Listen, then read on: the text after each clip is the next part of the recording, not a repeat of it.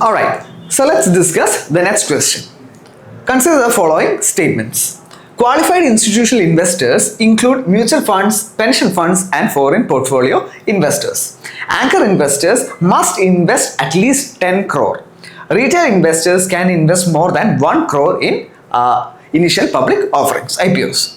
So here, these are just basic concepts because you would know about qualified institutional investors. If you use your common logic itself, you can understand that qualified institutional investors are large players, right? They are large players with, they have significant resources, they conduct their own market research, they exercise due diligence. So the regulator do not need to protect or do not need further regulations. Okay, these investors can protect themselves in the market, right? So mutual funds, obviously, because they are pooling of resources, they have large resources at their wherewithal. Just like that, pension funds, foreign portfolio investors. Okay, so this is actually correct, right? Anchor investors must invest at least 10 crore. Right, so this is actually a correct statement.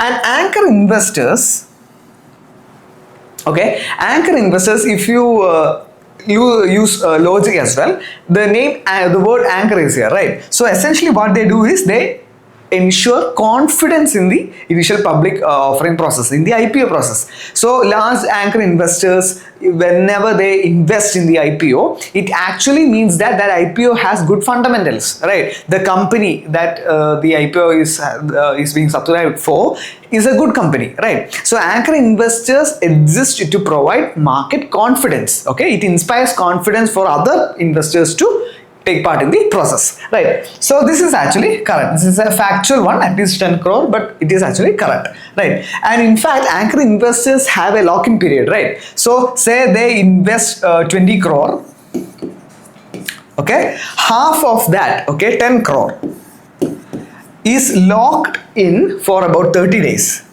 Okay, so after the IPO is over, for 30 days they can't retrieve this 10 crore. The next 10 crore is locked for 90 days.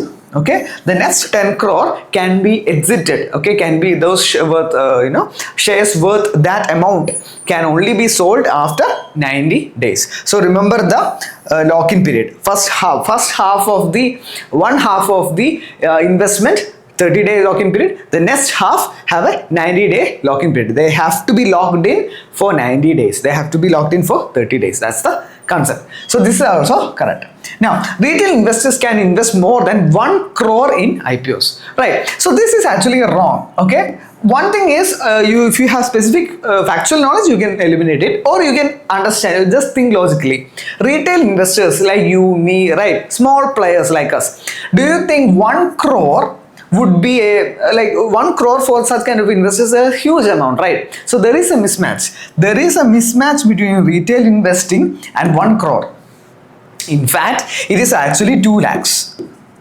Right? If you invest beyond 2 lakhs as a retail investor, you will be categorized as a high net worth individual. High net worth individual. So remember, 2 lakh is that limit.